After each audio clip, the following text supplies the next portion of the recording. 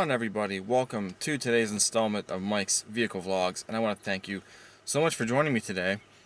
Today is May 14th, I believe. It's gonna rain, of course. The rain is coming. I don't know. It might rain all day. It may not. I'm not entirely sure at this point, but it's starting to drizzle now. Today I was thinking about investigating and replacing the spark plugs on the Saab. For those of you who may not have paid much attention, or maybe you have noticed, but you know, in a lot of the videos that I do with the Saab, usually when I am starting it up for the first time of the day, once it is coming down to an idle as it's trying to warm up, it starts to stumble on itself, and it will then kind of run a little shaky at times, usually at idle. Now when I'm driving the car and stuff, it seems to run just fine, and at idle, you know, it'll for the most part do okay, but there's a lot of shaking that can occur when it's, you know, you're sitting at a stoplight. It just it doesn't sound like it's running at its best, and usually, you know, like I said, it hiccups a lot when it's actually in the process of warming up. Sometimes even when you're finished turning the key, you know, to actually start it, once it actually starts to fire, even then sometimes it'll kind of stutter on itself, and then it, you know, it'll rise, the RPMs will rise up a little bit, it starts to, you know, warm up, and then when it's trying to come down to idle, it'll start stumbling really bad again. Sometimes it's worse than others. I started it yesterday, which is what kind of prompted me to maybe do something about it today. But I started it up yesterday, and as it was coming to an idle, I thought for sure it was stalling out, because it nosedived, and then it came back, and then it was just nothing but stumbling from there. Now, of course, you know, there could be a number of other things with this situation. There could be the possibility, you know, I mean, that car's almost got 200,000 miles on it. It's at 197 right now, and you know, there could be maybe fuel injector issues. The fuel pump itself could maybe get, you know, maybe it's getting weak. I don't know. I mean, there are other issues, I'm sure. Now, when I've had the scan tool hooked up to it, you know, in time, you know, we have no codes for the actual engine system. There's no check engine light. There's no misfire codes. There's no flashing check. Everything seems to be operating okay. So I figure the best way to go about this, probably the cheapest way, is probably just doing the spark plugs first. I don't know if those plugs have ever been changed. I can try to look at that Carfax report that I got for that car to see if maybe there's any history about the spark plugs being changed. And if they were changed, maybe they weren't changed with the right ones. I want to buy the spark plugs that are listed in the owner's manual for that car. They are NGK brand. I believe they're double platinum plugs that thing is supposed to have. I'll have to double check my the part number that I pulled up. But that's what I want to put in it. So I'm gonna take the car out today because it's been sitting. So I'm in the Civic now. We're gonna move the Civic.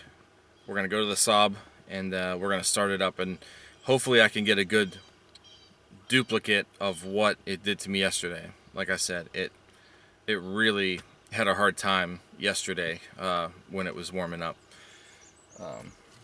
So let's see if we can duplicate that. I did give the Civic a good washing yesterday when I got home from work, and unfortunately, the second I finished drying it up, it rained. But one other reason why I really don't want to drive it today is I want it to stay clean for a little bit. So for the weekend and maybe the next couple of days, it's going to be these two out on the road. But man, that car really does clean up good. Still wish it wasn't black sometimes though. This tire may be flat again. It was completely flat. Yeah, it's getting there, so I will have to put air in it. This car is filthy again. I did have it washed a few weeks ago, but all the pollen and stuff, it's that time of year. I'm gonna set you guys under the hood this time, once I get the hood open, and you guys will get a first row seat to the stumbling and stuff if it happens to want to do it. And I'm sure it will. It always does. I'm just hoping it will do exactly what it did yesterday. So I'm just going to start it up, do what I usually do. I'm going to let it sit, let it get to its idle, and we'll see if it'll do what it's been doing. Camera's going to get wet regardless. I don't know what best angle to keep you guys at. I guess this is as good as any. Alright. Here we go.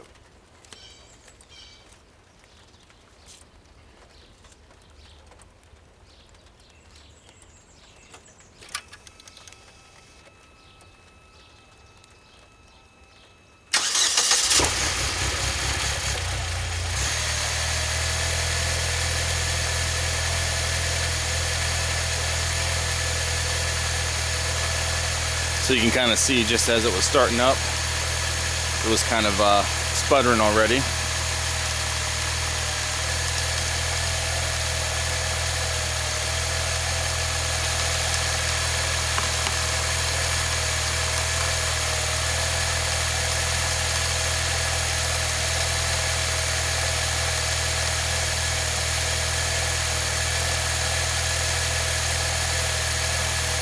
So now we just we give it a few minutes. I might speed this part of the video up just to save some time.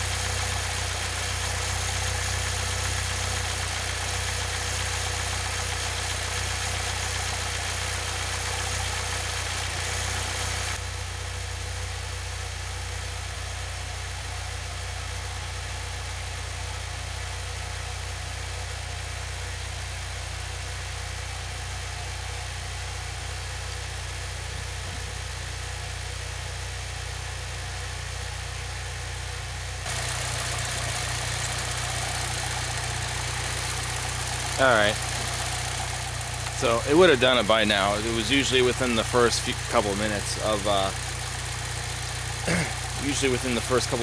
the car running, it would do that.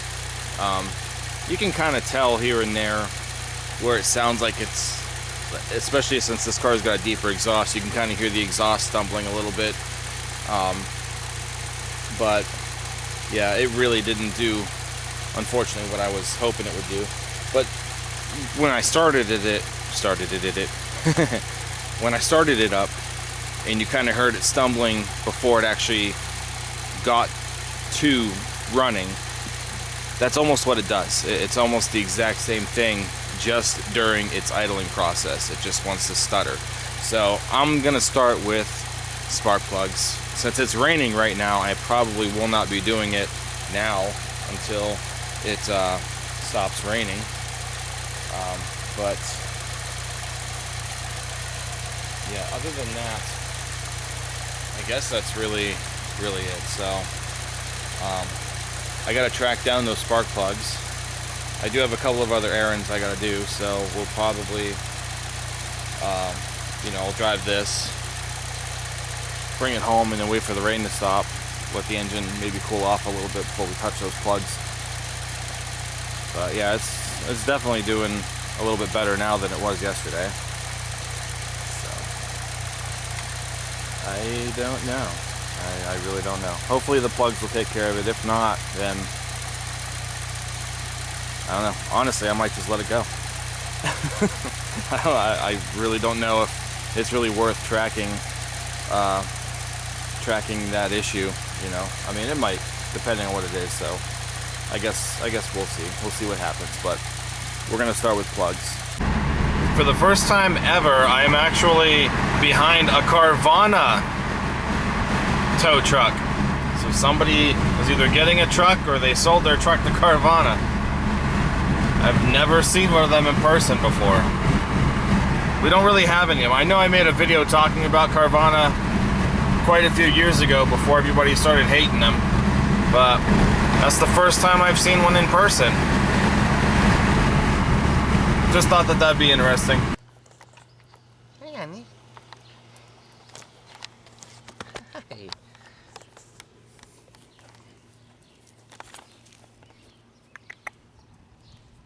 So, this is Tempest. She's actually the neighbor's cat, and she's just recently been coming over to hang out. Hi, honey. Hey.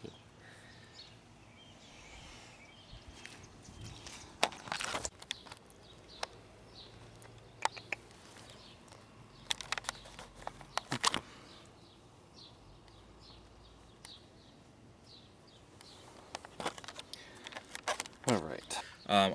Whoa. Hello. Oh man. What are you doing in here? So anyway, it is still entirely a little too warm under the hood of that car right now. I didn't want to do the spark plugs when the engine's cold, because that can be, you know, leading to issues. I know for a fact there's a good chance of you breaking a spark plug off in the head if, you know, the engine's cold. I've had that happen to me with my first set of Aztec heads. I think I had at least one plug that broke because I did it and the head was cold. But you also don't want to do it when it's piping hot like it's been. I mean, it's been sitting for about a couple hours now and it's still kind of warm under there. So you know, I'd rather do it when it's kind of in between. I mean, the engine's definitely cooler than it was, but it's still kind of hot under there. But I think I'm just gonna go for it. We just got to be extremely careful. If you're working with a hot engine, there's a chance that you could bring the threads out with the spark plug. So then you're gonna be in a world of misery. Is that right, Tempest? So anyway, so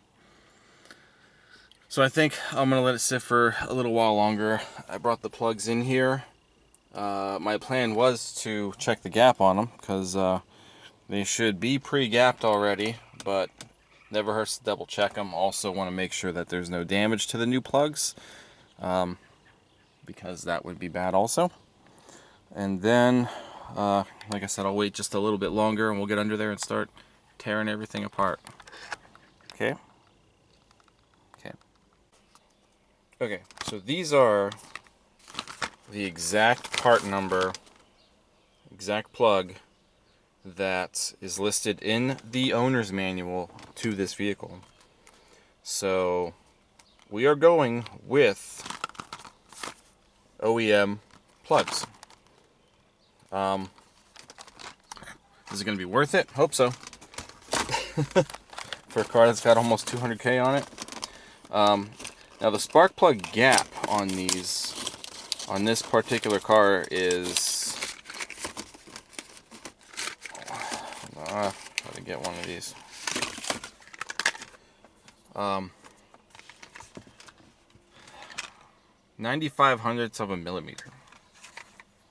Almost 1 millimeter. And a lot of people, I think, convert that to inches. But I actually have a spark plug gap thing here, gap tool, that is in millimeters on the one side. So we want it to be around the 1, but you want it to be, you know, obviously between what would be 9.9 and 1. That's what you want. So it said that's where it's at, plus or minus 0.5 or 0.05 or whatever it was. Not good with numbers. That's a nice looking plug. That looks pretty close, actually. That looks very close. So I think I may have already mentioned that there's a chance, you know, that these are already pre-gapped. We may not have to do anything with them. I think this particular plug should be pre-gapped, but it doesn't hurt to check anyway. Alright, so now I can say with confidence that every single one of these plugs was already set to the correct gap. So I guess we really didn't have to worry about it, but I feel a lot better knowing that for sure those are at the correct gap instead of just throwing them in there and possibly, you know, having some other weird issue show up because they weren't properly gapped. But they are gapped straight from the box. So I think we can go ahead and wing them in. Alright, so as in the tradition of being at home, we don't have any power tools. So we're just going to go with our traditional ratchets and, you know, just the way that I'm used to working on it. I guess this is really the only part. This and removing the coils, I guess, are the only part you want to use the, you know, power tool on anyway. Never, ever use a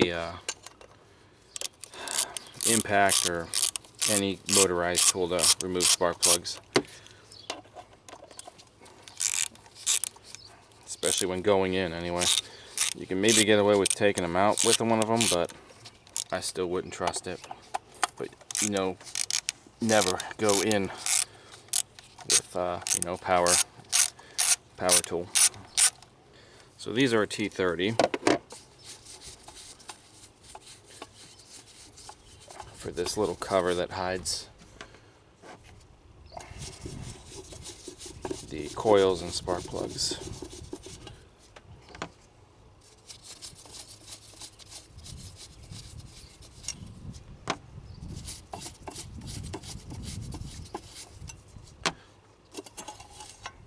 Here we go. Then for those, to remove the coils, we need a 10.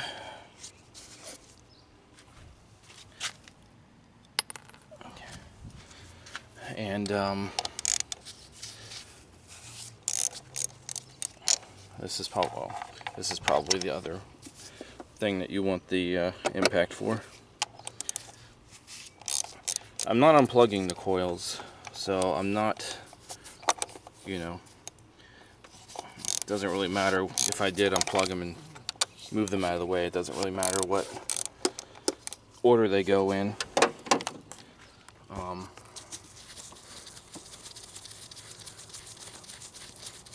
But just so you don't get confused, you can maybe write on them with like a paint pen. That way you'll know exactly which one's which, 1, 2, 3, and 4. It's pretty easy. But the way that I remember them is the wires are longer, obviously going to number 1, then they start getting shorter the further up we go. So I don't really need don't have a need to write the numbers on them. I'm only doing it like this because my other hand's holding the camera.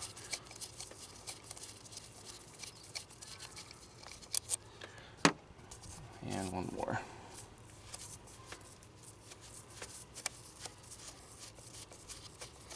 I'm probably going to go through a many pair of these gloves. So I brought the whole box out. These are very thin. They tear at everything. Alright. So then these just pull right up. And we can see it's dry in there, so that's good. If you have any signs of oil, which this one looks like it might have a little bit, then you may need a valve cover gasket, which is something that we did do on this one. Yeah, there's a little bit of oil right there. It's not that big a deal. I don't remember, it was before I actually took possession of the car. This one's dry. And that one's dry too, I think, from what I could see. So we did a valve cover gasket before I took ownership of the car, and I don't know if the kit came with the seals for the spark plug tubes. I don't know.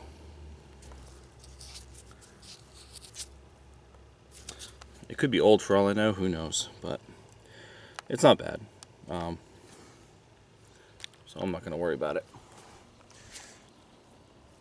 Okay. So now all we got to do is get the plugs out. 5/8 spark plug socket. This one has the little rubber thing on the inside of it that grabs onto the plug. So this is what we got here, and I'm not sure if I need both of these extensions or not, so I just brought them both up. So all we really got to do at this point is start backing them out.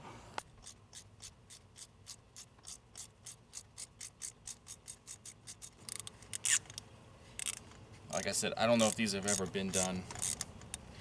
I should look to see what the actual service interval for these plugs should be, but I don't know offhand.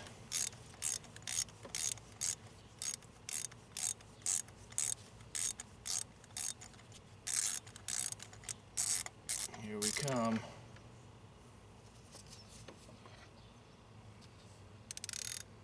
Alright, so this one don't look too bad. Now there is a bit of oil around the threads. The tip itself is looks like it's normal. Looks like it's burning okay.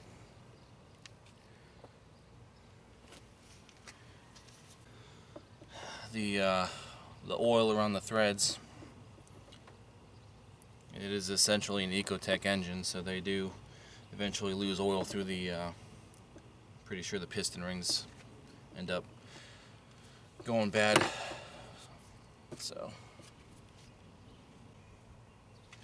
now these plugs are the exact same ones I'm putting in. So these are either still factory or they are they were replaced with the original, ones like I'm doing. But it's good to know that we did have the correct plug in there. Go for number 2.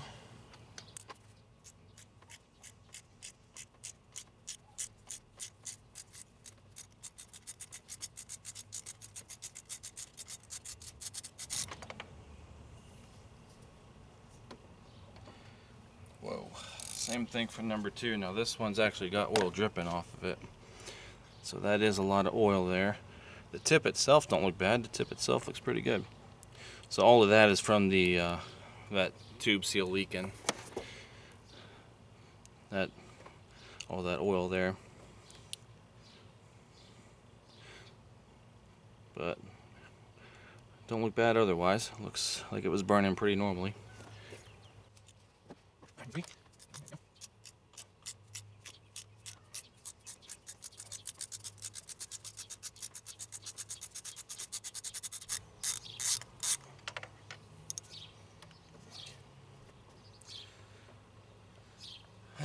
Same thing, a little bit of oil.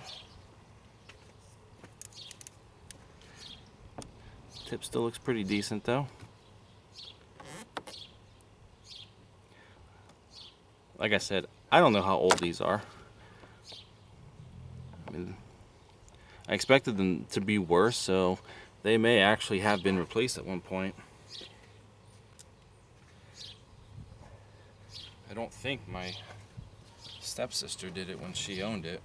I don't remember her telling me. But if if not, it's okay. It's not a bad thing to do, regardless. I mean, they weren't that expensive, so.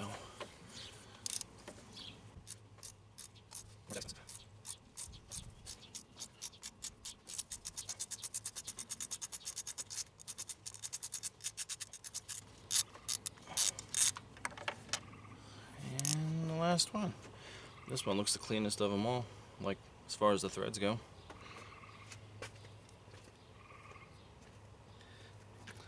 But again, they've all got that, that gray tip. Nothing abnormal with how they're burning, so I don't know, maybe my spark plugs won't fix the issue. But like I said, it doesn't hurt to try. So what I'm doing now is I am going to take all the new plugs and put just a little bit of anti-seize on them. Not a whole lot. High Tempest. I'm not putting a whole lot on here.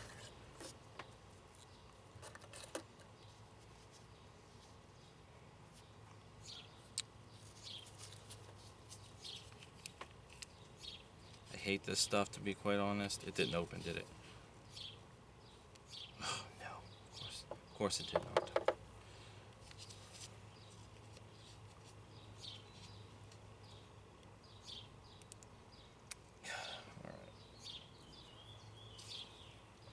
I hate this stuff because it goes everywhere.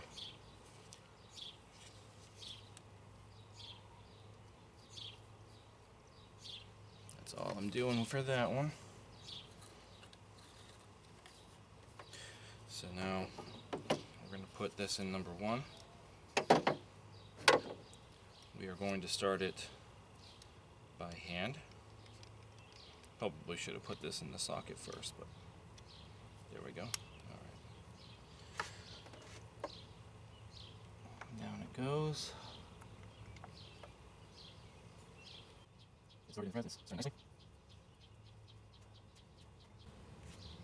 And yes, I'm using a torque wrench.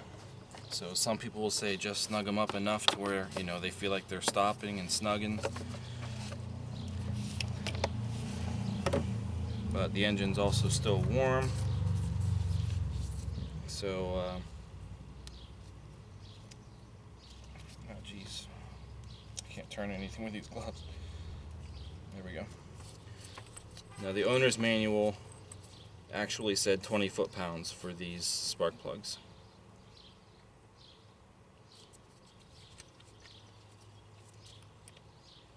So that's what we set it at.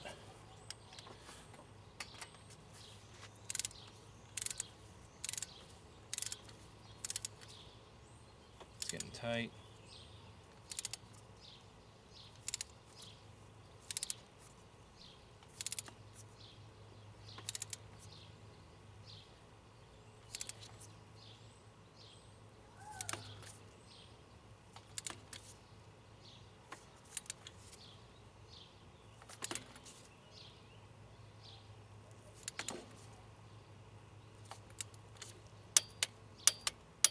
There we go, 20. All right.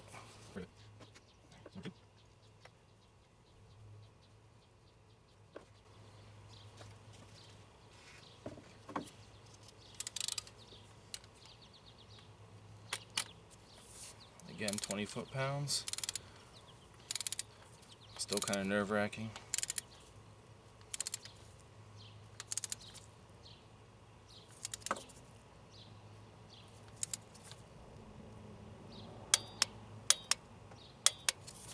Foot-pounds.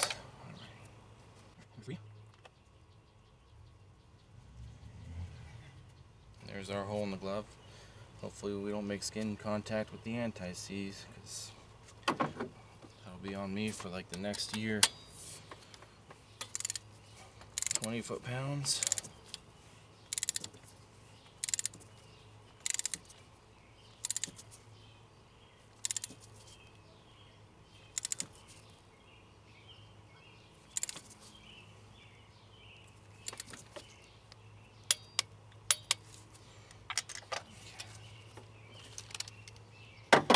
One more.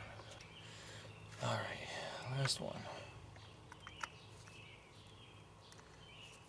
The anti-seize will obviously help. God forbid I, for some reason, have to remove these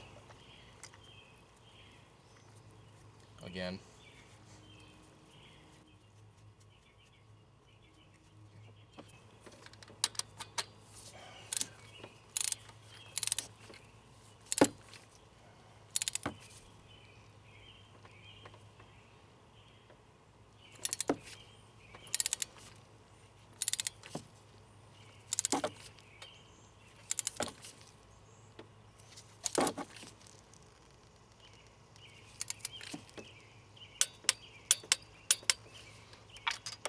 All right.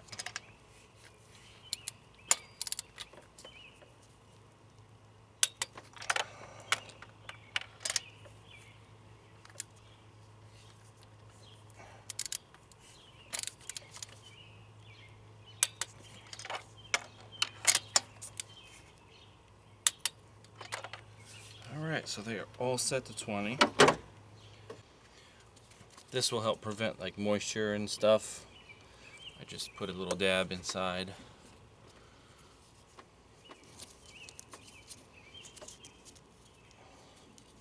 Moisture, and again, if we have to remove the spark plugs, it'll help keep the tips from breaking off and getting stuck, which I've also had happen.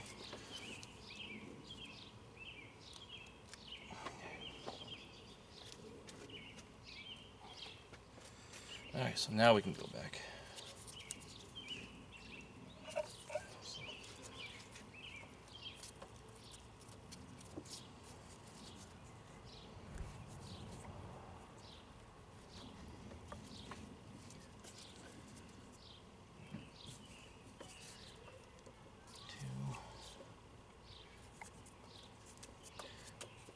And one.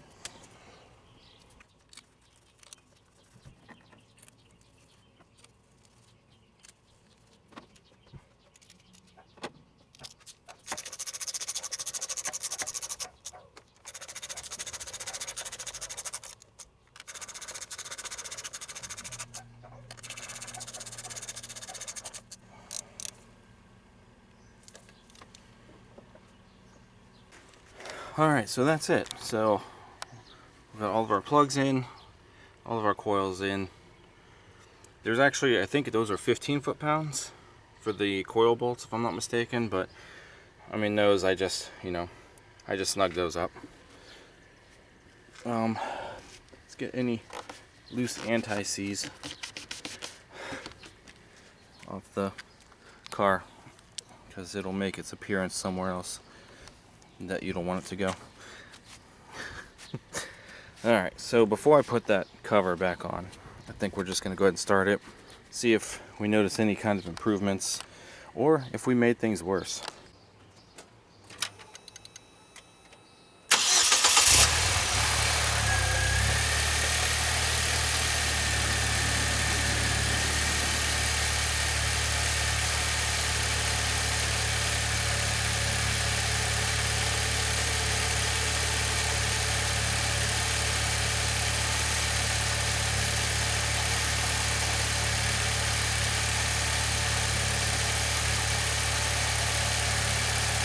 Alright, so according to the temperature gauge, pretty much cooled off. We're back at the cold mark now.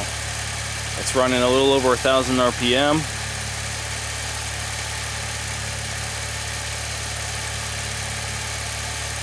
It stumbled a little bit, but now that I know that tube seal's leaking, I wonder if that has something to do with it. Maybe not.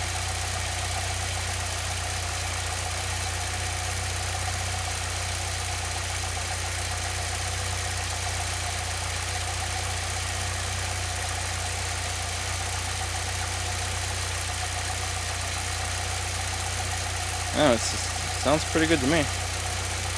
I guess I really won't know until we get like an actual full cold start out of this thing.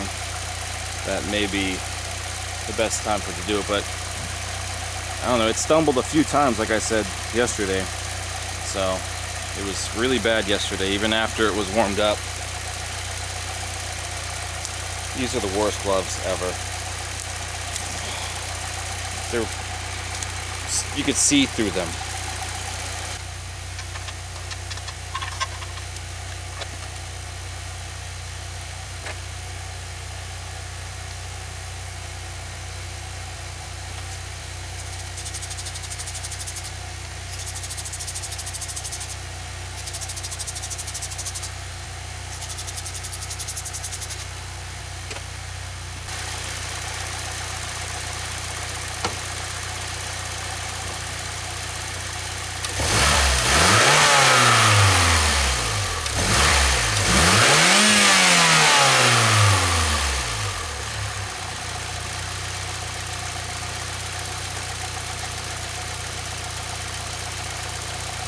Dang, that revved almost to 6,000 RPM. I wasn't expecting that. So again, here's all the old plugs. Again, not really bad. We got the oil on them. It's an old engine. It's probably got worn piston seals. That one tube seal for sure, from what we can see. And I don't know if I want to do that again.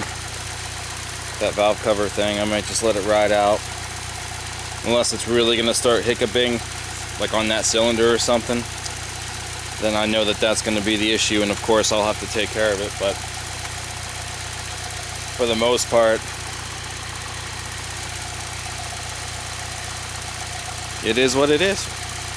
We'll go ahead and take it for a drive after I clean all the stuff up. So just sitting here, it does feel smoother.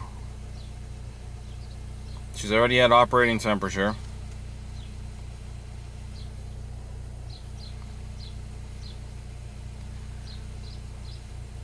It really doesn't feel like it's shaking as much as it was.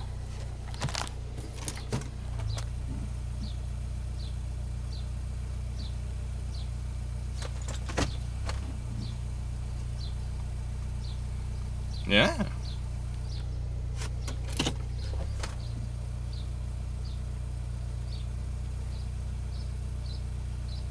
That does feel different. That feels better. That does feel better. Alright, let's go for a cruise. Let's make sure Tempest isn't in the way, because I will feel awful. Now, beforehand, we had no check engine lights. We still don't have any check engine lights. Like, you know, everything seems to be fine.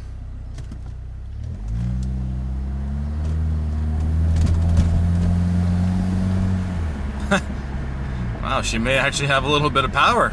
I wonder, I don't know, like those other spark plugs really didn't look all that bad.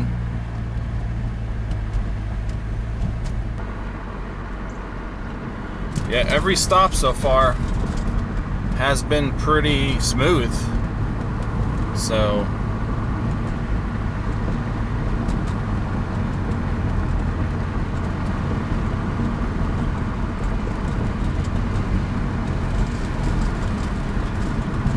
I honestly do not push this car all that hard at all, just because of how old it is, and I am afraid that, you know, something catastrophic could happen. But let's give it a little more.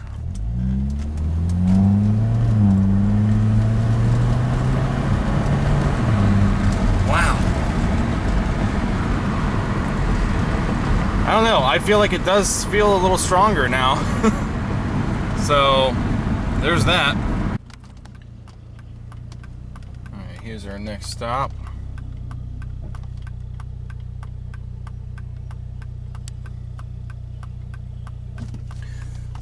It really does tend to feel a little smoother. And it really feels like it's accelerating smoother too, so maybe those spark plugs really did make a difference. But I feel like I really won't know until I get to, you know, an actual cold start and see, you know, if it's gonna stumble bad. But it for sure feels like it's got more pep at this point too. Whoa, yeah, for sure. So now that we know that you know, number 2 tube seal appears to be leaking, Maybe, you know, if this car sits for a while, maybe oil's, you know, kind of getting into. That still doesn't even make a whole lot of sense, though. I don't think it would really be getting into. I don't know. I don't know where my mind's going at this point.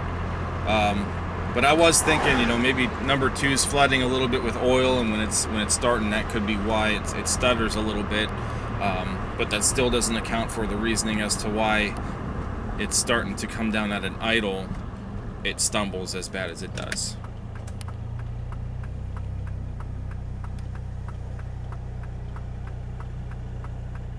I don't know. It feels better.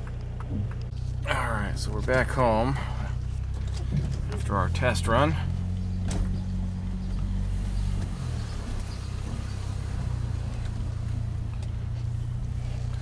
Might take it back out later, we'll see. There's the block of wood that's coming apart. Alright. Yeah, so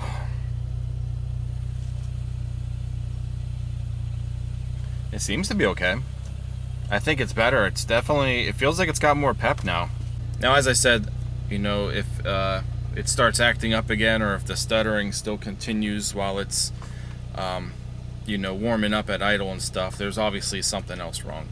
And at that point, you know, we can probably I don't know, I could try to do a whole diagnostic thing on it.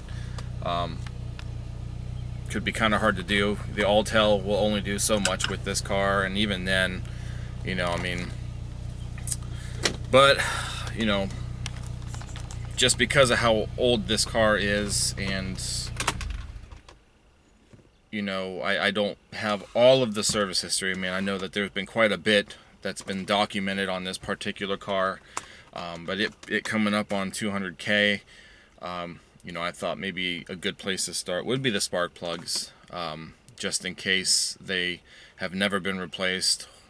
It does seem like those were replaced at some point in time, just don't know when. They weren't as bad as I was thinking they were going to be, but, you know, it seems like at this point it could have been the cheapest option, you know. Putting new spark plugs in is definitely not going to hurt anything. And in this case, I feel like it really didn't. It seems to be doing really well when it's actually on the road. Yeah, so like, there's the possibility it could be the actual coils themselves. Those are pricey, you know. So, you know, didn't want to throw coils at it right away. You know, start with the plugs. Yeah, so, you know, could be coils, could be something with the fuel injectors, could be a sensor somewhere, could be, I don't know if this car exactly has an IAC. It might. Maybe it's, you know, the idle air control being weird or something. Could be a mass airflow. The mass airflow sensor, I know we cleaned when my stepsister still had it. It was actually the same day we did the valve cover gasket. So she did want a mass airflow sensor cleaning. Maybe the sensor's getting weak, who knows. So we don't have any codes to tell us anything. Obviously there's not a real issue. Nothing has been definitive yet, but it's if I'm sure if something gets worse, eventually it'll let us know. But other than that, it could just simply be because it's an old engine, and she obviously is worn because we're seeing oil on spark plugs. Now we're not seeing any fouling, which is good, really good. The spark plugs did not seem to be covered completely in oil. So we may not actually be burning any oil. So, but a little bit of spark, you know, in the threads, you know, it's not that big a deal. The tips, like I said, still look good. So overall, it seems to be, you know, running really good. So if the issue comes back up, we're gonna have to try to trace it to something else. We're done here. By the way, the spark plugs at O'Reilly's is who had them here in the area. A little over $70, and I did price them out with all of the box stores in the area, and they were all the same price. So the only difference was the O'Reillys had them here today. So that's it, guys. We are done. So far, I'm pleased with the results that I've gotten from the spark plug change, and hopefully the other issues will also go away. That's it. So if you guys enjoyed this, thumbs up, comment, subscribe. I will see you guys next time. Thanks so much again for watching. Take care. Alright, I lied. So before we say goodbye, I did look in the warranty and service booklet with the original manual, and looks like the services that were documented here did have quite a few with spark plugs, which I'm really confused because at 8,000 miles the spark plugs were done. At 16,000 miles the spark plugs were done. At 76,000 miles the spark plugs were done. Why are these so early? Like, there's a lot that was changed out within, I don't know. But anyway, so the last recorded spark plug change happens to be at 143,000 miles. So other than that, I don't know if it's been done since then, but that looks like that was the last time that they were changed. And according to this book, 60,000 miles apparently is the service interval for spark plugs on a Saab. So, yeah, they were about due. See you guys next time. Thanks.